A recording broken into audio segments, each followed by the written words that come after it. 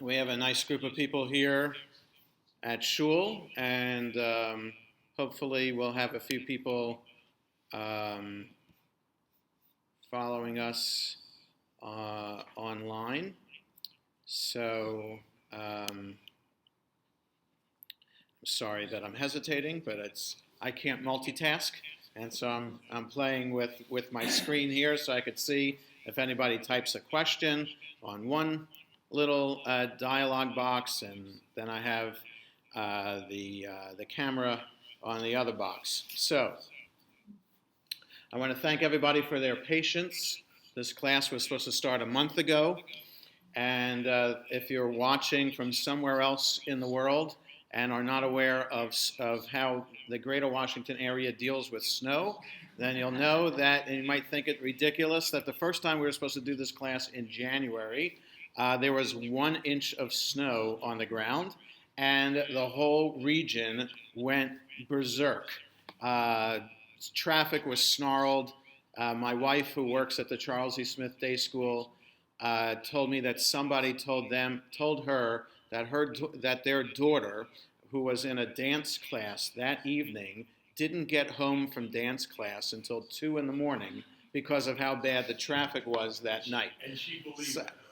well, I heard stories. I listened to Tony Kornheiser sometimes, and he told the story about what happened to him when he was driving home from PTI that evening. So so that was 1 inch of snow, and then the last time we were supposed to have this class, there was a committee meeting that was planned at the last second, which I had to attend. So we've been putting off this topic, and so now the topic this evening is genetically modified organisms, what are called GMOs.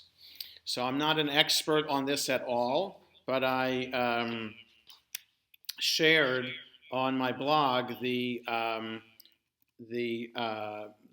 recent decision of the law committee of the conservative movement on halachic perspectives on genetically modified organisms.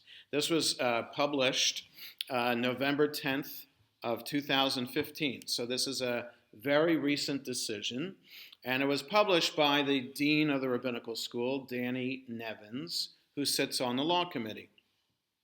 He has taught several aspects of this over the years, and in fact, I took a class of his on an aspect of this at a recent rabbinical assembly convention. So he's been working on this for quite some time, and I guess with help from the committee, he narrowed down his focus in this particular way, because he taught a class on genetically modified meat, and that really didn't come up for discussion in this 40-page teshuva.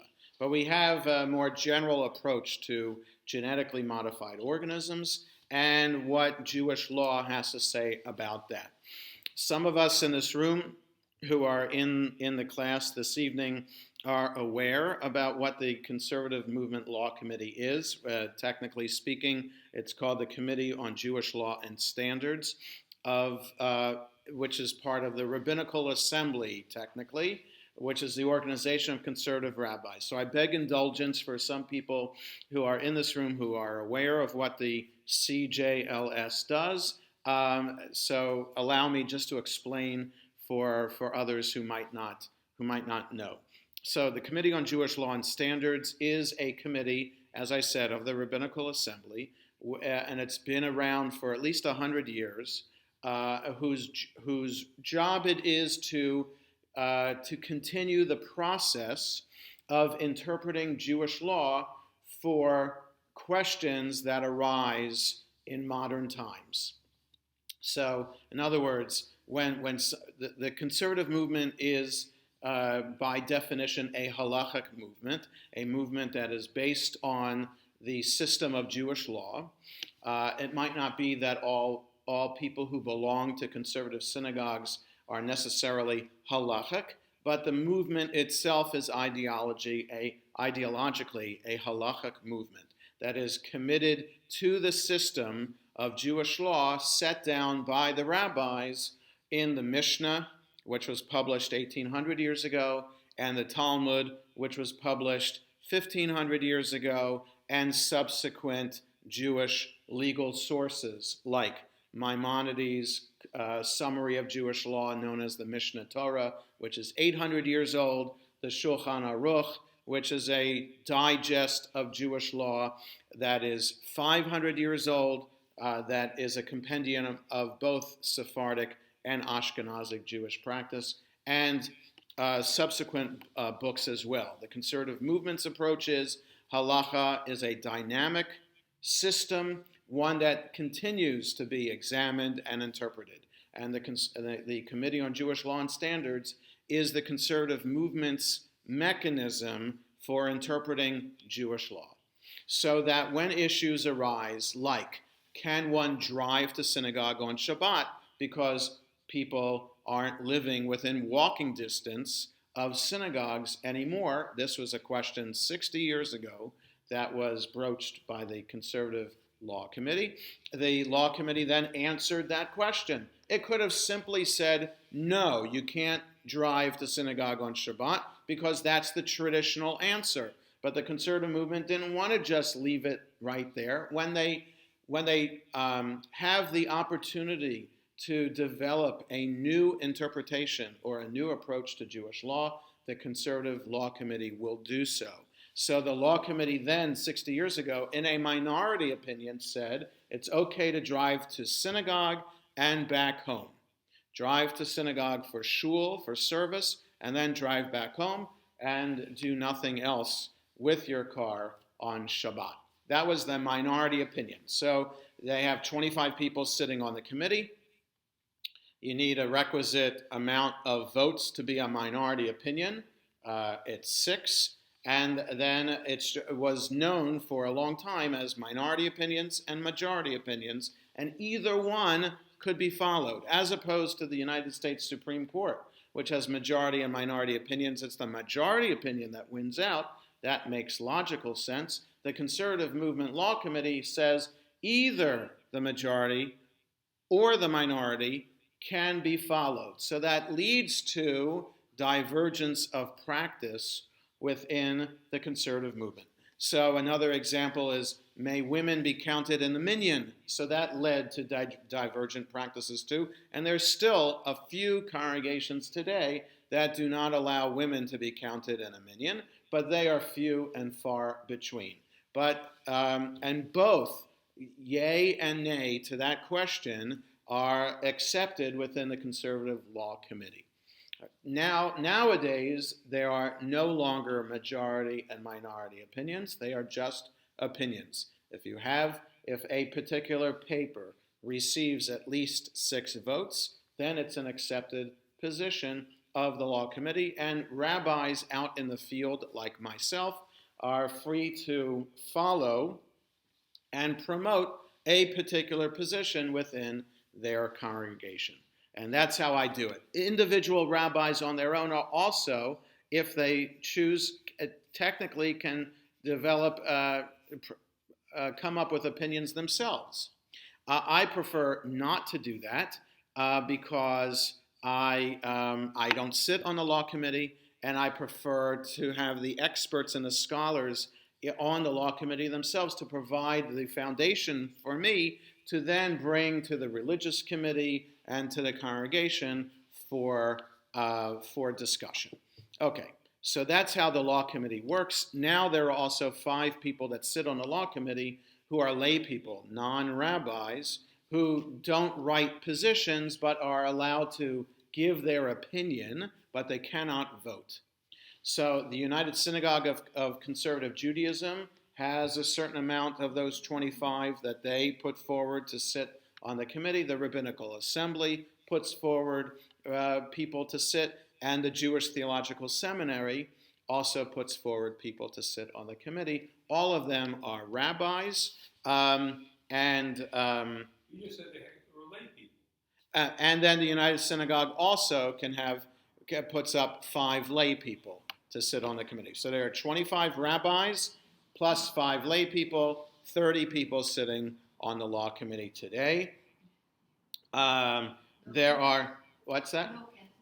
No cantors. This is the law committee of the conservative movement. So these are people who are extremely knowledgeable of Jewish law and have been trained in that way.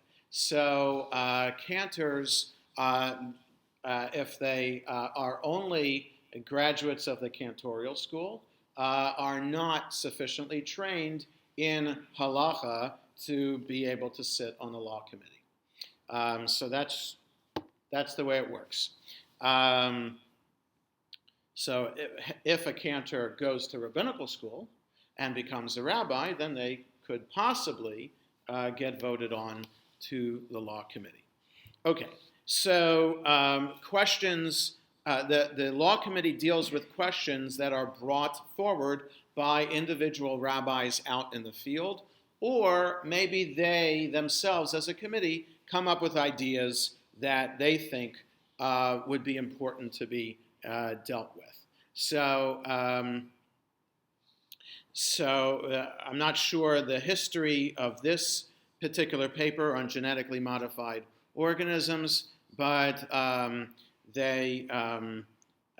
it was put forward by Danny Nevins, like I said, and you can see in the paper all the people on the committee. This is rare that it was unanimously adopted by the law committee by a vote of 21 to nothing. That could mean that 4 people were just absent that day, because it should have been 25 to nothing if it was totally unanimous, but it was 21 to nothing. So let's go through the paper. I made some notes to try to make this kind of an understandable topic. And so what is a genetically modified organism? So what we have to understand is that we know from history that even from ancient times that crops have been modified by farmers in order to produce better crops. So we know that wheat, for example, and other crops like that, we know from history that, and from archaeological discoveries and whatnot, that farmers have been modifying crops for since prehistory. And we know also that if you go to Brookside Gardens in the spring and summer and see all the roses, roses and other flowers are also part of this understanding of modifying crops by grafting a part of a tree, a branch, onto another branch. So it can happen with flowers on rose bushes. It can happen in trees. Apparently all the apples that we eat today are all grafted apples. Wine that we drink are all products of grapes that have been modified as well. So though that is not technically genetically a modification, it's still a modification of creation. We have an idea from the sources that we know that if we talk about this idea of grafting, we have this statement by the Ramban Nachmanides, not Rambam, who was Maimonides. Ramban Nachmanides, also born in Spain, but he lived in Spain and served as a rabbi in Barcelona and also Girona in the 1200s and early 1300s. Just as a side note, my wife and I traveled to Spain last summer and saw his house, what is purported to have been his house in Girona, which just by the nature of Jewish life in Spain today is no longer a Jewish house, but is a pub. And it's called it's called Pati, P-A-T-I, de Rabbi, the rabbi's pub. So would Nachmanides like that his house has been turned into a pub? I don't know, but proudly people in Girona say that's Nachmanides' house. Let's go have a drink. So anyway, so he says in his commentary to Leviticus, in which we have a phrase in chapter 19 that we are not supposed to mix seeds in the ground. In the row, in the as we are sowing, S-O-W, as we are sowing our fields, we're not supposed to mix seeds in the same row, because that is called kilayim. Okay, so mixing seeds is called kilayim. Okay, Nachmanides says, one who grafts together two species alters and undermines the work of creation. It's as if he thinks, the farmer thinks, that the Holy Blessed One did not complete the needs of his world, and he desires to assist in God's creation of the world by adding more creatures to it. Okay, so, and understand, why would God prohibit putting two different seeds in the same row as you are sowing your field?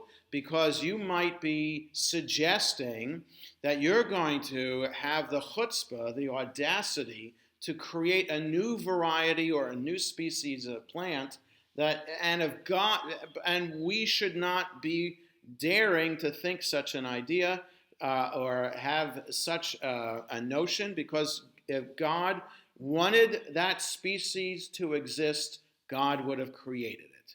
That's according to Nachmanides. So a traditional understanding about this whole idea of reworking nature or playing with nature is that who are we as human beings to play with creation out there?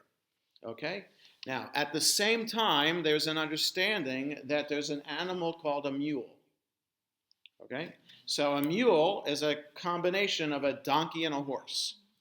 Apparently, according to tradition, the mule cannot reproduce. It is a product of two animals that do create a new animal known as a mule, but a mule cannot procreate. I don't know from experience, but that's apparently what it is in the sources. Now, it could be that the donkey is the female and the horse is the male, or the horse is the female and the donkey is the male. Either way, it works, and a mule is produced. And apparently, either way, that mule is sterile. But the rabbis knew about mules, and they said that though Jews should not breed a mule, if a Jew happens to breed a mule, then it should be discouraged, but it's okay. And a Jew could buy a mule, but a Jew can't hire someone to breed a mule for them. So in other words, if you have a ranch and you have horses and donkeys on it, you cannot promote the horse and donkey coming together on your own, nor can you hire someone, let's say a non-Jewish ranch hand, to make it happen. But if you buy a mule on the market, that's okay to do. The same would be, so I'm thinking about fruit, right? So the fruit that comes to mind of grafting and creating a new fruit is a nectarine. So that's a plum and a peach coming together makes a nectarine. So apparently nectarines have been around for a long time, such a long time that you can plant a nectarine. You can buy a nectarine sapling, or you can even start from the seed and start your own nectarine. That's okay. But if you, the Jew, are deciding to make your own nectarine from scratch by grafting the peach onto the plum tree or the plum onto the peach tree, I'm not sure how it's done, to make a nectarine which goes on which, but you cannot do that yourself. But because nectarines are so prevalent today, it already exists out there, you can make it on your own. So this whole discussion about the grafting and the kilayim serves as a background to this idea of the genetically modified organism. Okay, so let's stop here for a second and see if anybody has any questions. Anybody online has any questions, or anybody here in the room have any questions about this concept so far of kilayim, the mixing of the seeds or the grafting? And this doesn't, you haven't discussed nature at all. And the wind might blowing a seed into that row. Or the horse and the donkey getting together on their own. Right. So the question is being asked: what if it just happens by accident?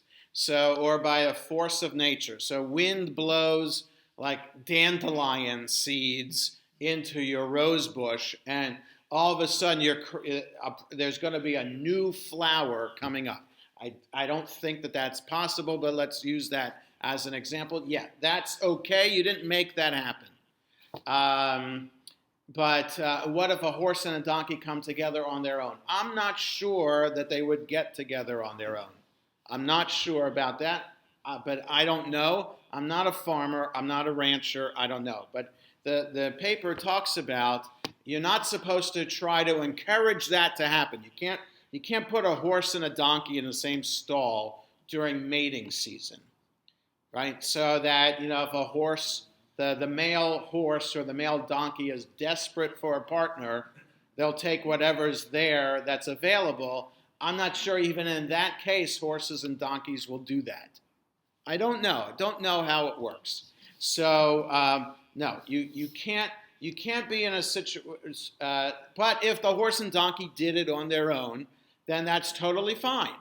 That's totally fine, and you can have it's you. The point is the human action, pro-action to make it happen. That's not allowed. Okay.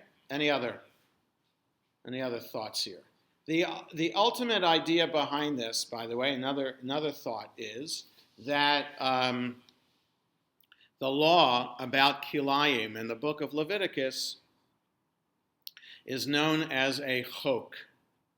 So there are two types of laws this is one of several ways to categorize mitzvot, commandments that are presented in the Torah. They are either mishpatim. We just had a whole portion named mishpatim that we read in synagogue 2 weeks ago, or they are chukim. So the singular of mishpatim is mishpat. Singular of chukim is chok. Okay? A mishpat is a commandment that has logical sense to it. Either a reason is presented behind it in the Torah, or it's just something that makes sense. Do not steal. That makes logical sense. Okay? There's a reason behind it. You don't have to, it doesn't take a rocket scientist to figure out why we shouldn't steal. But it's a mitzvah nonetheless. So a law like that is called a mishpat. A law that is a chok is a law that doesn't make that common sense. It doesn't have logic behind it, like keeping kosher. There is no reason given in the Torah for why certain animals are kosher to eat and certain animals are not. Same with birds and fish. It just says these are the animals, they have to chew their cud and have cloven hooves. Fish have to have fins and scales. Birds, these birds you can eat, these birds you can't eat. Why? Because God says so. So no logical sense behind it. You can read tons of rabbinic commentaries that try to give a reason for it, but all of them fail in really what the bottom line is, God says so. A law in which the only reason is God says so, that defies logic, is known as a chok. So, kilayim, not mixing seeds in the row, is an example of a chok. Right? There might be other reasons presented as to why why there could be logical sense not to mix seeds in the same row. I mean, but if botanically speaking, the mixing of the seeds is a good idea, we still can't do it because God says you can't do it. Okay, so any law like that, a similar law to kilayim is something known as shatnez. So that's an unusual Hebrew word just by itself because most Hebrew words have a 3-letter root. Shatnez, it's a whole word by itself, 5 letters. We have no idea what it means, but it is the mixing of different material, textiles, in a garment. So shatnez is mixing of wool and linen, which you can't do except in the garments of the Kohen. The garments of the Kohen are shatnez, but our own garments cannot be shatnez. Tzitzit, though, the tzitzit that we have on a talit, that is allowed to be shatnez. For example, if the so tzitzit on the talit, each one of the tzitzit on the 4 corners of the talit is made with 4 strings. 4 strings doubled over, so it looks like 8 strings. So three of the strings are one particular length, and the 4th string, the shamash, is longer. 3 of the strings can be wool, the shamash can be linen, or vice versa, if you want. That's okay to make the tzitzit shatnez because it's a holy garment made for a holy purpose. But our own shirts or pants or sweaters or suits or dresses, etc., coats, cannot be made out of shatnez. Why? Because God said so. Okay, so that's a chok.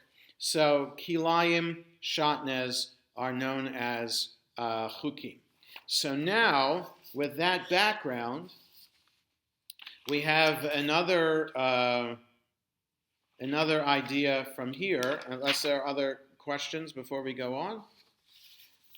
So, let me move on to, where it is, page 20. Okay, so, excuse me for just rifling through here. Okay. The question now, moving forward to modern times, where we can modify genes in such a microscopic way in order to improve upon creation, improve upon our bodies, or to provide cures, etc. Can we do that? Can we manipulate creation in such a way? Can we manipulate fish in order to grow better fish in a fish pond? Can we manipulate a fetus in order to create a better human being? Can we manipulate a live person already and inject genetically modified cells in order to heal, cure a disease, etc.? Because here we are also manipulating creation, and it depends upon what we are manipulating creation for. And there is a statement from the Maharal, which is a fascinating concept. So it's found on page 23 of this paper. So the Maharal of Prague is Rabbi Judah Loew of Prague, who lived in the mostly in the 1500s, 1520 to 1609. He's most famously known for the golem.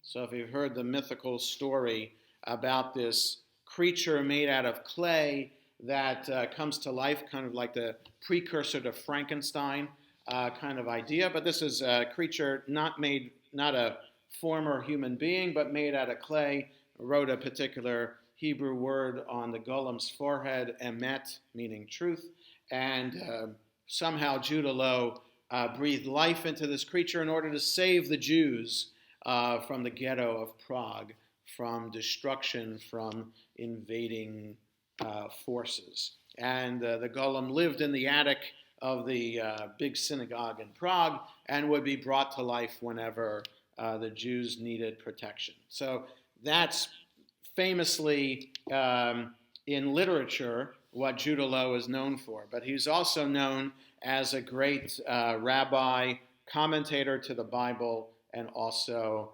halachic authority. So he says that in a comment in the Talmud, that Rabbi Yossi in the Talmud says that God conceived of two additional creations just before Shabbat. So the 6 days of creation, Adam and Eve were created on Friday, the sixth day of creation, and just before candlelighting of the first Shabbat, God created two other things. And he conceived of them, but did not complete them. Rather, at the end of Shabbat, God gave Adam the idea to make them. So what are these ideas that God came up with that God allowed Adam to complete? One is to create fire from stones.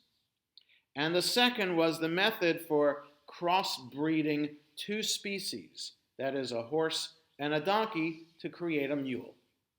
Okay? So, according to Rabbi Yossi, his understanding of how there could be new things that are created by human beings that weren't there before.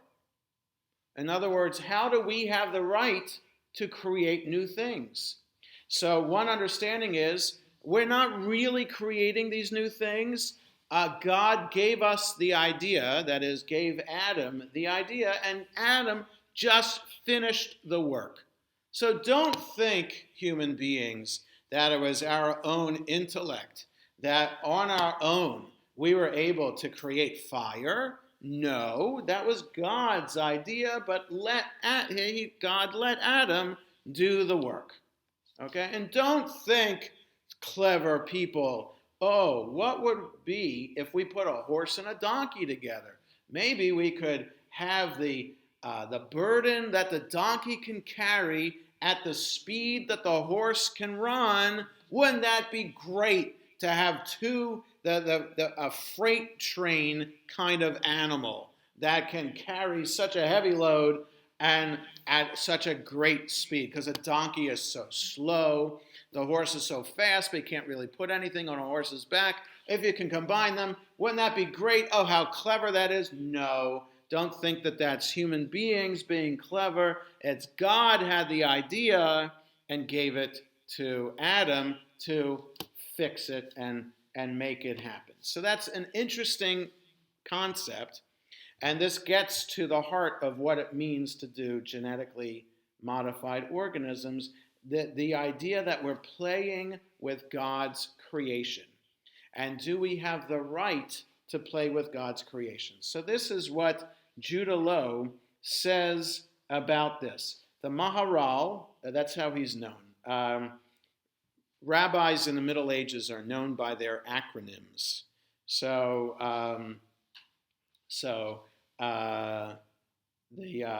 like Rashi, for example, is really Rabbi Shlomo Yitzhaki. So you get sh and the sh of Shlomo and the y of Yitzhaki, and Rabbi first, Rashi, together makes Rashi. Okay, Ramban is Rabbi Moses ben Nachman, becomes Ramban, and Rambam is Moses ben Maimon, etc., etc. So now you're going to ask me how the Maharal gets his name, and so Morenu Harav, and I don't know what it could be low for that anyway. So now I just failed the test because I don't know how he got his acronym. Anyway, so the Maharal views these two actions as symbolic of the human role in completing God's creation. While the creation of fire is an obvious benefit to extend the sight of humans in the dark and is indeed deserving of blessing as part of the weekly Havdalah ritual, right? The first thing we do to mark the end of Shabbat and beginning of the week is say a blessing over fire, right? Thanking God. This is the most creative thing that we can do. We can make fire, but we're putting it within a religious context. The creation of a mule is forbidden by the Torah, yet the Maharal develops a nuanced idea that posits God's separate agendas for humanity and for Israel. Humanity has an obligation to create new species, such as the mule, because it is possible, even though Israel is forbidden to do so. In other words, so Judah Low is suggesting that there's a Jewish agenda and there's a humanity agenda for handling creation and what we're supposed to do with creation. And Judah Low is suggesting that it's okay for humanity to tinker with creation, and then but in some ways, some aspects of it, it's not appropriate for Jews to do it, but Jews can derive the benefit from that. So that by this playing with the halacha in such a way, Judah Low is providing an opening to allow for the tinkering and playing with God's creation. Okay? Then there's another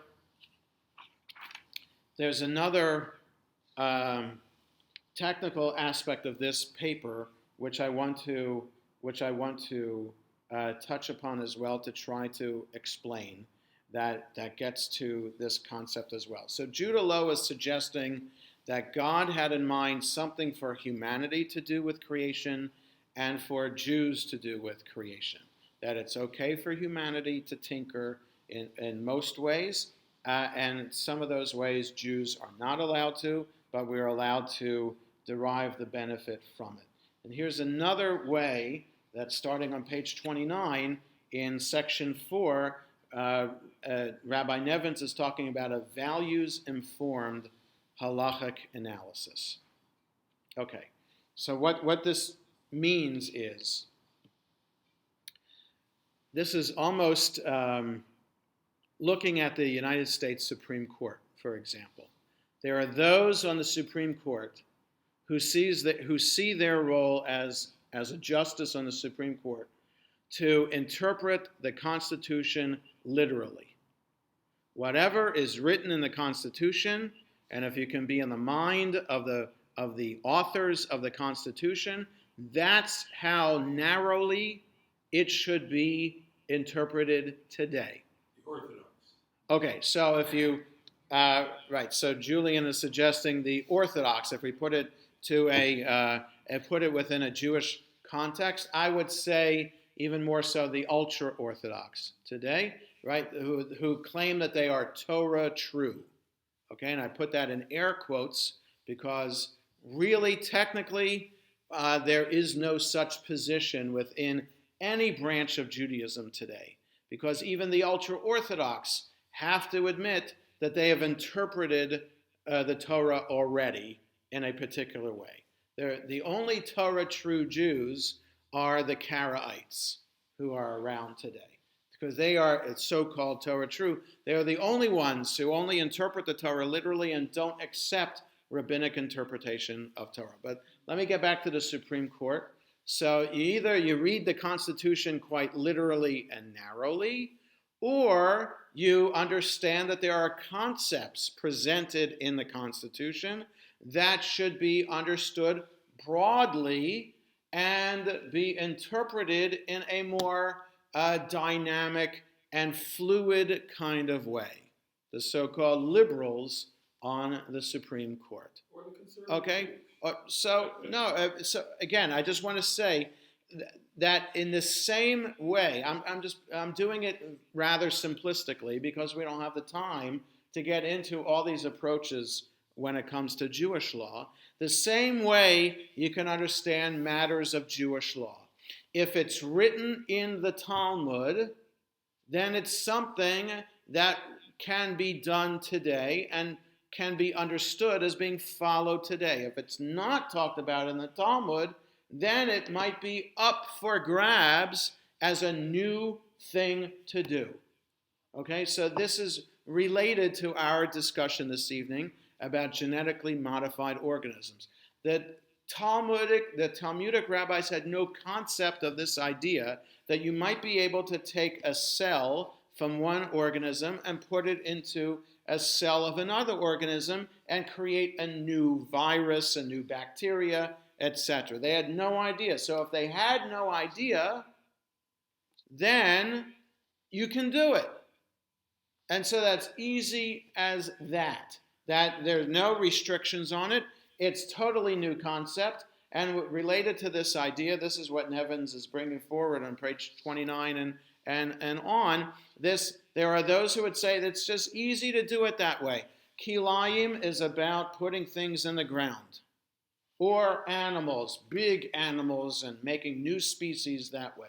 If you're not creating a new species, you're just making a virus or something like that, in order to whatever reason it is, doesn't matter what the reason is, because the reason gets into the second approach to this, then it's something new. The rabbis didn't talk about it, so therefore it's totally fine. If, however, you have a values-informed way of looking at it, then you can say, wait a second. It doesn't matter whether it's written, whether the rabbis of the Talmud had any idea about this or not. What we have to understand are the greater concepts related to the issue of kilayim, of mixing seeds, and also grafting, creating something new. And it depends then on the purpose that you're doing it for. So there's always this concept of pikuach nefesh, of saving a life. And that if life is at risk, we are allowed to do whatever it takes, no matter what law we are transgressing, except for 3 mitzvot. We can transgress 610 of the 613 mitzvot in order to save a life. So in other words, if somebody puts a gun to my head and would force me to kill someone or I be killed, I can't do that. I can't murder somebody. I can't worship an idol, and I can't do a sexually prohibited act. Okay? Anything else, I can violate Shabbat. I can eat treif. Anything to save a life is absolutely permitted to do so.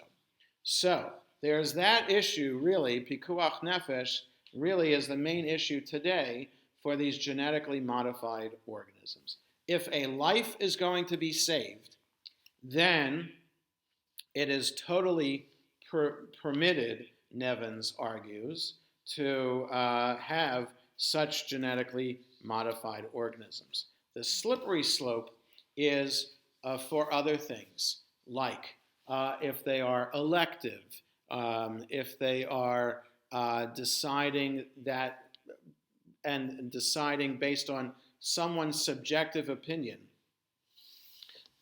Like there are opportunities when couples are infertile, they have an opportunity to if it works, to do in vitro fertilization, right? So there is a process that takes place that mostly several eggs are implanted in a woman's womb with the thought that, so there's potential life there that's placed in the womb, with the thought that only 1 or maybe 2 of the eggs would work, right? Would get fertilized and would be viable. But what happens if the womb can only sustain 3 and 4 are viable? 4 become viable, and the mother's life is at risk by having so many potential pregnancies. So potential fetuses growing in the womb. usually what happens is that one of those fetuses is aborted. Okay, so there's that. There's also the sense of potentially kind of designing a particular fetus with certain characteristics in mind, like potential for greater intellect, greater beauty, things like that. That so-called eugenics would be aspects of genetically modifying organisms which would not be appropriate according to Jewish law. And so what we get to then, Nevins basically concludes the argument, is with these statements, and then we can open it up for some questions and discussion.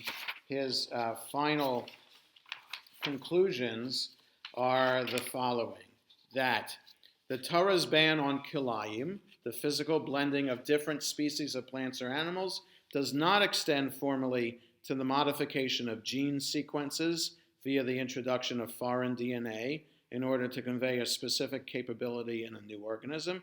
Jews may benefit from the fruits of hybridized plants and animals, but they should not intentionally create entirely new species. So in other words, we shouldn't be, so two things here.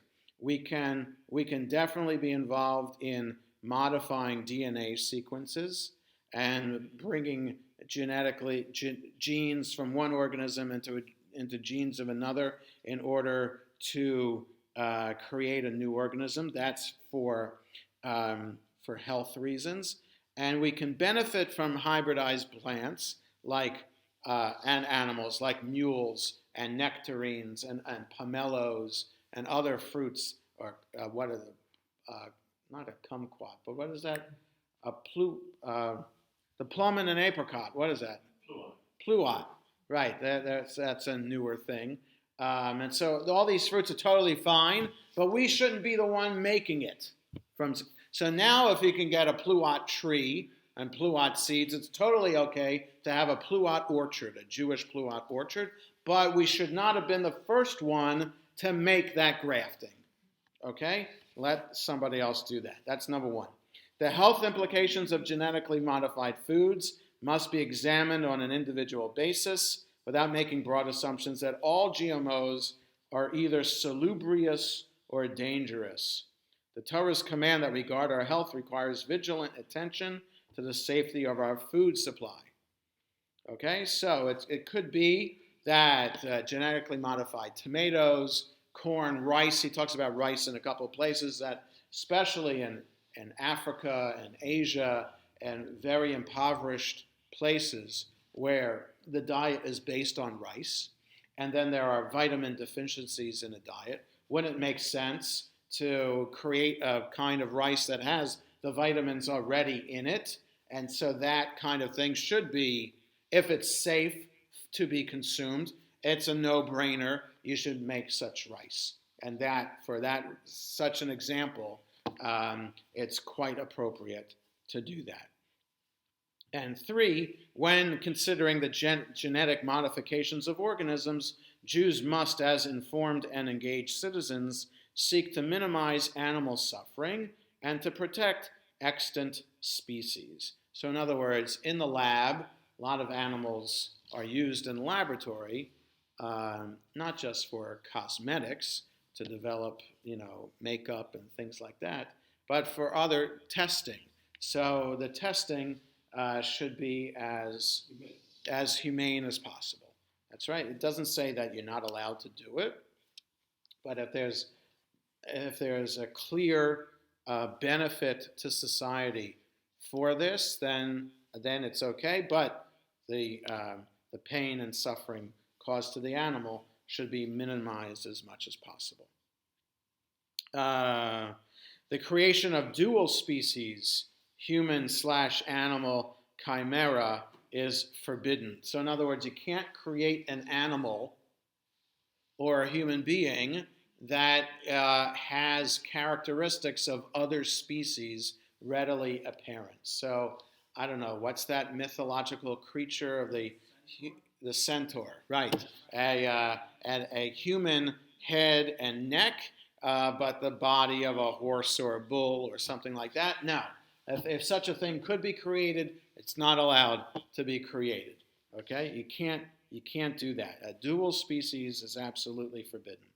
Number 5, modifications of the human genome intended to combat illness are permitted, for they may promote human health and protect human dignity. So this is, a way of if someday we could prevent Alzheimer's or prevent certain cancers or prevent MS or other diseases like that just by playing with the genome, with the DNA, then absolutely we should go ahead and do that. And that such a modification, because it promotes human health and extends life, that's appropriate to do.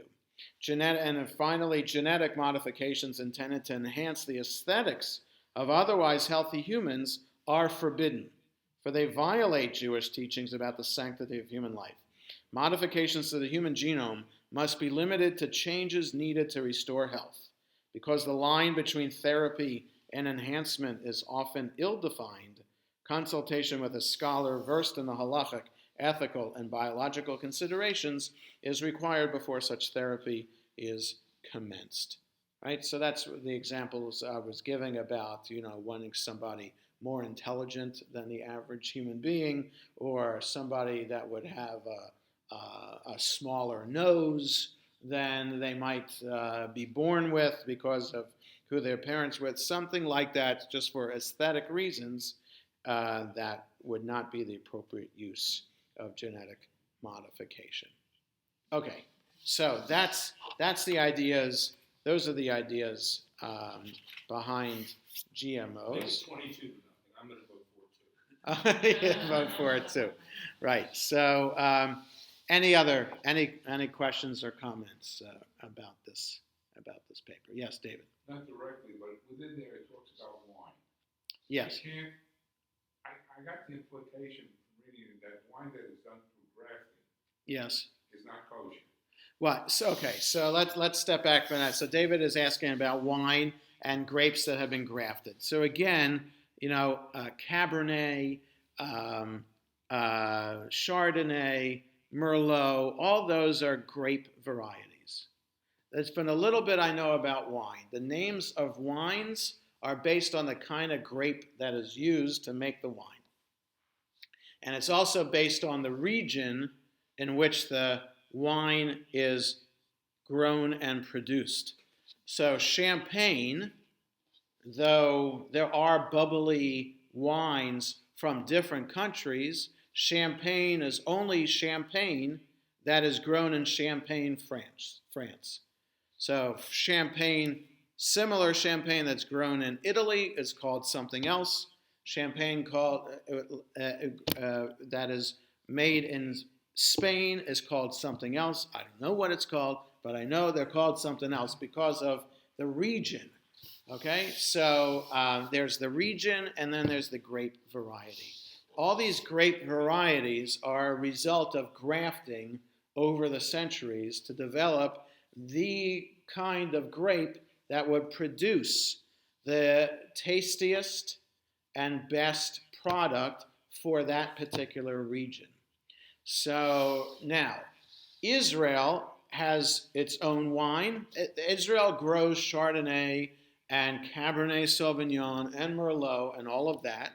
Israel makes them, but what this paper would suggest is that if Israeli vintners want to create an Israeli grape variety, that would be against halacha to do. So, an Orthodox Jewish vintner cannot create a new wine. But there are wines made in Israel that are not kosher. So in other words, what makes a wine kosher?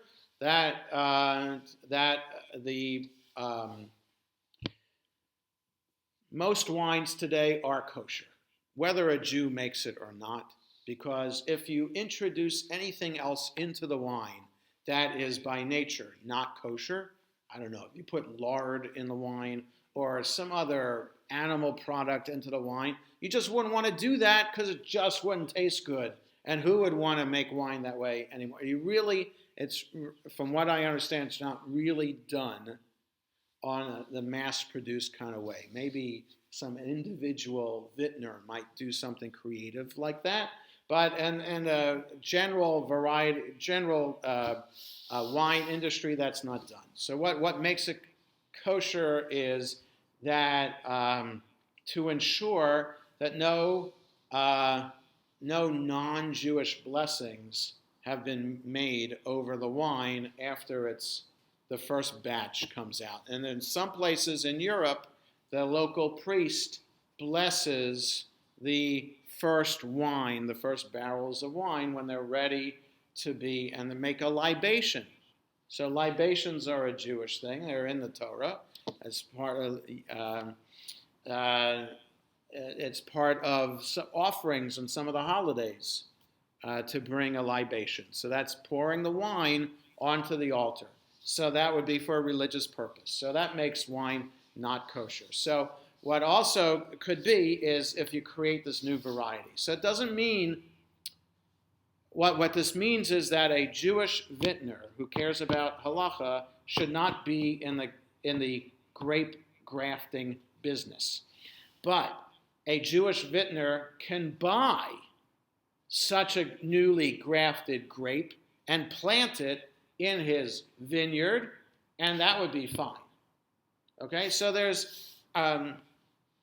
so even though the actual grafting is prohibited, you can still derive benefit from it.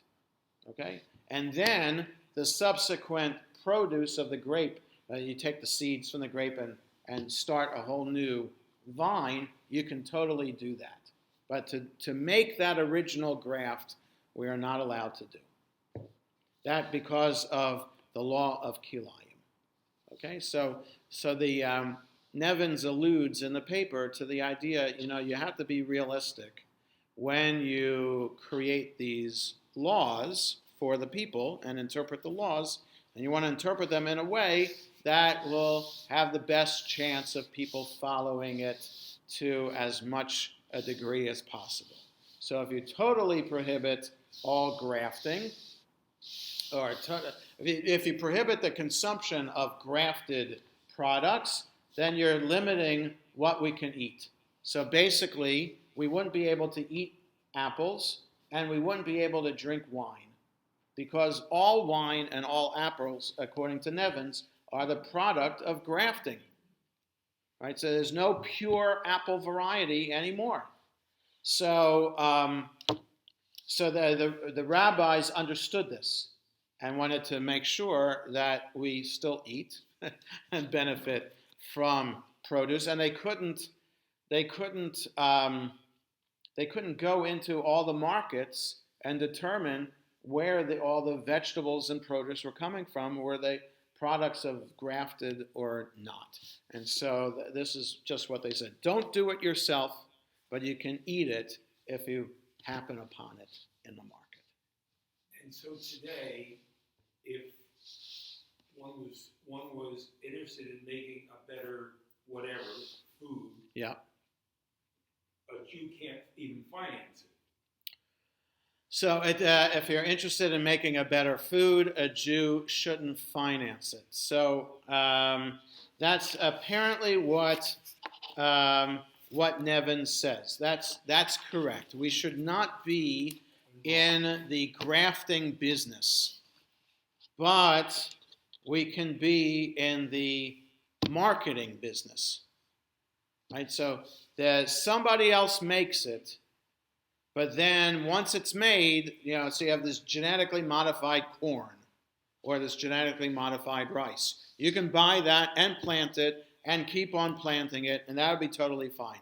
But you can't be the scientist that develops it. If you care about Jewish law. If you're a Jew that doesn't care about Jewish law, then you do whatever you want. right? But if you care, this is only for those Jews who care about Jewish law and following Jewish law. If you want to follow Jewish law to the conservative law committee's standards, you're not in that business. Okay, so what does that say about the Jewish scientists who are involved in the GMO business? So, this is a way to guide their work. And maybe if they care about it, they shouldn't be involved in the farming business, but they can be in it for the health business, right? So Jewish scientists who are involved in modifying DNA in order to make sure that Alzheimer's doesn't exist ever again, that would be a Jewish thing to do. But to be involved in raising the perfect salmon, right? So genetically modified salmon that can grow quickly and big and have the perfect meat on it all the time, that we shouldn't do. But once that salmon is found and can produce other salmon, then by all means buy the salmon, make your own fish ponds, grow the salmon. That's totally fine. So it's a matter. Does that then defeat the whole purpose of this kalayim? I don't know. It's either it's allowed or not allowed. How can it be somehow allowed, depending on what you do? So that kind of, I think, takes away a little bit from the impact of the law. Either if the law says no kilayim in the Torah, how is it that, well, maybe you can buy kilayim, but you can't grow the kilayim? So, yes, David. Is that any different than having somebody light a fire for you on Shabbos? Right. So is it any different from asking someone to light a fire for you on Shabbat? So, yes. Well, no, it's not different because the only way to have somebody light a fire for you on Shabbat is if you ask them before Shabbat to do it. You can't ask anybody on Shabbat to do work for you. That is forbidden for you to do on Shabbat. That you can't do. But if you ask them before Shabbat and they agree to it, it's part of a contract, then by all means they can do it. But you can't modify the contract on Shabbat, right? So Elvis Presley famously was such a Shabbos goy, a non-Jew who worked for a Jewish neighbor on Shabbos. So if that neighbor had contracted with Elvis Presley, can you come to my house at 2 o'clock on Shabbos afternoon to turn off the oven? We'll be done eating by then. And then on Shabbos, knocks on Elvis Presley's door. Can you make it 3 o'clock instead? Can't do that. Turn off. Right. You can't light a fire. You can't extinguish a fire on Shabbat.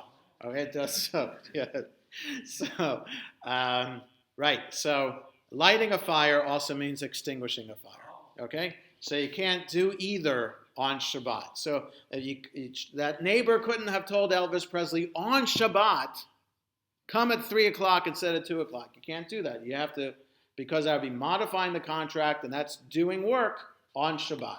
So, the same thing, if there was a janitor here in the building on Shabbat, and we thought that turning on the heat would be a violation of Shabbat, I could not ask the janitor to turn on the heat unless it was part of the janitor's contract, and already he knew on the list of things, he or she knew on the list of things to do on Shabbat is to make sure the heat is on. But if maybe the janitor forgot, I couldn't tell the janitor you got to turn on the heat. I could say, it's really cold in here, and then you'd hope that the janitor got the message and then could say, oh, I'll turn on the heat. And the janitor on their own doing work, okay, that doesn't matter, but we can't ask someone to do work for us that's forbidden on Shabbat. Right. So is that any different from the kalayim? No. And so this, what we risk now is ridiculing the whole system. So in other words, this is the challenge of the halachic system, that if you buy into the system that's created by the rabbis, you're buying into a system in which the rabbis, on their own, are developing an interpretation of the Torah that is brand new and innovative and radical for the time. This is 2,000 years ago. So, which is no wonder that other segments of the Jewish community at the time, can't call them Jewish yet, the other segments of the Israelite community at the time were calling the rabbis blasphemers. Who are the rabbis to define Jewish law in such a way and create such a system of Jewish law? They're making a mockery of the system. But it's thanks to the rabbis that we're around today as a Jewish community. If it wasn't for the rabbis, the Jews would have disappeared, because we would have been based on a temple in Jerusalem, based on sacrifices being offered in a temple. Romans destroyed the temple, no more sacrifices, no more Judaism. That's the end of it. And that we would have gone the way of every other people that have been conquered by empires. But because the rabbis came up with this system, it made Judaism portable and provided us the opportunity to be able to be Jewish 2,000 years later, and hopefully for the next 2,000 years. So, but at the same time, you understand that you're buying into their way of interpreting Jewish law, that risks a sense of mockery, of ridicule. And so some of the laws, we've talked about this in Talmud class too.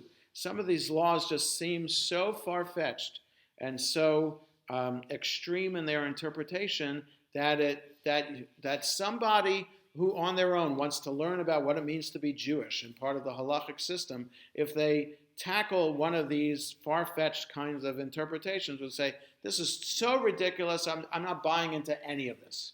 Forget the whole system.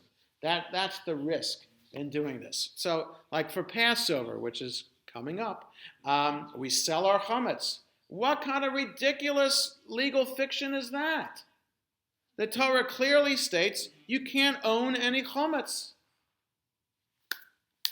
Simple as that. You can't have it in your possession. And the rabbis say, okay, sell it to somebody else, then it's not in your possession. It's in your house, but it's not yours. Whoa. Who are these crazy rabbis that come up with such a thing? Now, it made Passover more doable, right, and more affordable in the scheme of things. It's expensive to buy kosher for Passover stuff, but at least you don't have to throw away all the non-Passover stuff. Keep it locked up or, clearly mark that you're not supposed to go here. Sell it to somebody who doesn't observe Passover, a non-Jew who doesn't observe Passover, and then you get to keep it.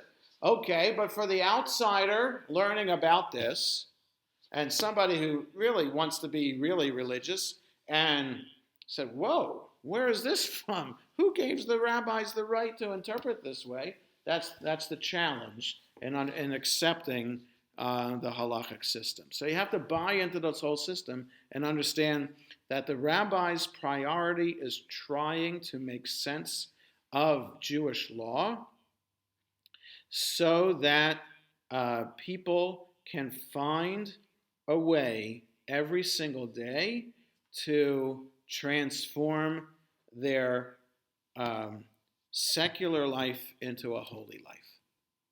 That's the rabbi's idea behind doing this whole process. And we have to understand that as we study the whole system of Jewish law and take it with this very serious, profound laws along with the mundane laws to understand it's all part of a bigger system. And the same with these genetically modified organisms. Either you buy into the system or not. And if you're buying into the system, you have to understand that religiously there's a way to look at these laws.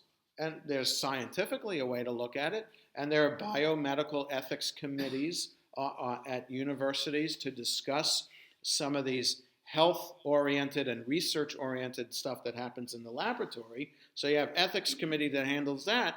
But if you're a Jew on that ethics committee, is there a different way to look at, or another way to look at these questions? And can that inform your decision-making process? And that's what Nivens was trying to do. Any other thoughts? Okay. Yes, Adriana. No, go ahead. I'm not sure if it makes sense, but I see a lot of parts that says no GMOs. Right. So why at this point, on one hand, I can see that it was discussed and put on the table, but on the other hand, then it's not really sure if it's maybe a good thing for people or. Right. So Nevins points out. So Adriana's asking the question about food that we buy in the markets today. Say no GMO on it. Some of them no GMO, and there are a lot of people who suggest that anything GMO might be bad for our health. Well, we just don't know. It's not scientifically proven that GMOs are bad for your health, and it's not scientifically proven that GMOs are good for your health. So the question is, it's genetically modified for what purpose? Does it have more vitamins in it? Is it more rich in protein than the average product that we're making that is being produced? I don't know. So corn, like I said, corn, some vegetables, maybe fish, GMOs. So there's a question about the health benefits or not. So even though the FDA approves it, there are those who just are anti-government and just don't have the trust in government agencies in protecting our health. And so they use other kind of research to kind of support their opinion. Like, is there really a health benefit to eating organic products? There could be a benefit to eating some of them, but is there a benefit across the board to eating only organic milk, organic produce, organic eggs? I don't know, but some people think that that's better for their health to do that. So the same thing, non-GMOs should be better for your health. So again, Nevins is not coming down on either side, just saying that it's not proven either way. So the only thing, so what he says is it's okay to eat, to consume such products. It might not be okay for us to make them ourselves, but it's okay to consume them as long as they fit the category that they are in, that they are a kosher category. Julian, what were you going to say? And then we have to end with this. I was just going to ask you, is there any such thing as an Orthodox law committee? Is there such a thing as an Orthodox law committee? No, there are Orthodox rabbis who have the authority to speak for a huge segment of the population. So there's like the head of the Yeshiva University Rabbinical School would be such a person in a segment of the Orthodox community. The head of this alternative Orthodox Yeshiva Chovevei Torah, that head would be considered. And then in Israel, all of the heads of each of the Hasidic dynasties are all the halachic authority for their particular community. But there is no such Orthodox governing halachic authority. You have the chief rabbinate in Israel. Chief Sephardic rabbi serves as the halachic authority for the Sephardic community in Israel, and the chief Ashkenazic rabbi, a segment of the Ashkenazi Orthodox community in Israel. Then you have other yeshiva people in Israel as well that serve. So the conservative movement is the only one of all the denominations that has such a halachic body that handles issues of Jewish law. Does that mean so that the Orthodox, every rabbi doesn't make their own decision? Yes, every rabbi within the Orthodox